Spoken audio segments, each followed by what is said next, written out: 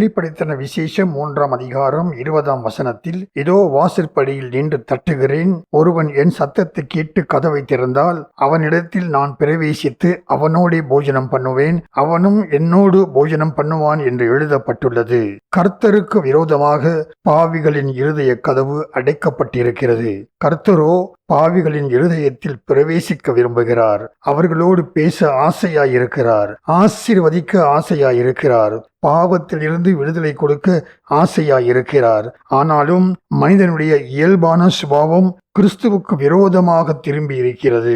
அவருக்கு விரோதமாக இருதய கதவு அடைக்கப்பட்டு இருப்பதை பார்த்தவுடன் அவர் கோபத்தோடு திரும்பி போய்விடாமல், அவர் கிருபையின் தேவனாய் இருக்கின்றபடியால் நாம் நம்முடைய இருதய கதவை திறக்க வேண்டும் என்று அவர் பொறுமையோடு காத்து கொண்டிருக்கிறார். அவர் ராஜாதி ராஜா, கர்த்தாதி கர்த்தர். ஆனாலும் நம்முடைய ஆத்துமாவை மீட்டெடுக்கும்படியாக அவர் அனாதையாக, அதாவது தனியாக நாம் கதவை திறக்க மாட்டோமா என்று அவர் பொறுமையாக காத்து கொண்டு வெளியிலே நின்று கொண்டிருக்கிறார். இயேசு கிறிஸ்து வாசற்படியில் நின்று நம்முடைய இருதயத்தின் கதவை தட்டுகிறார், தட்டிக்கொண்டே இருக்கிறார்.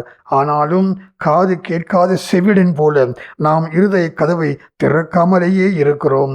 இருதய கதவு தட்டும் சத்தம் கேட்டு நம்முடைய இருதய கதவை திறந்து கொடுக்கும் போது நம்முடைய பாவங்கள் எல்லாம் கழுவும்படி கர்த்தராகிய இயேசு கிறிஸ்துவை நம்முடைய இருதயத்துக்குள்ளே பிரவேசிக்கும்படி அனுமதிக்கிறோம் என்று பொருள் கொள்ளலாம். நாம் நம்முடைய இருதயத்தில் கர்த்தருக்கு இடம் கொடுக்கும் போது அவர் நம்மை சந்தோஷத்தினாலும் சமாதானத்தினாலும் நிரப்பி ஆசீர்வதிப்பார். அவர் நமக்கென்று வைத்திருக்கின்ற இயற்கைக்கு அப்பாற்பட்ட ஆசீர்வாதங்கள் எல்லாம் நமக்கு கொடுத்து ஆசீர்வதிப்பார். மற்றும் நம்மை அவருக்காக பயன்படுத்தி நம்மை சுற்றியுள்ள ஜனங்களுக்கு ஆசீர்வாதமாக வைத்து உன்னதமான ஆசீர்வாதங்களையும் நமக்கு கொடுப்பார். பிரியமானவர்களே, எப்போதும் எந்த வேளையிலும் அவர் சத்தத்தை கேட்கும் ஜனங்களாய் நாம் வாழ்வோம் மற்றும் அவரால் ஆசீர்வதிக்கப்படுவோம். ஆமேன்.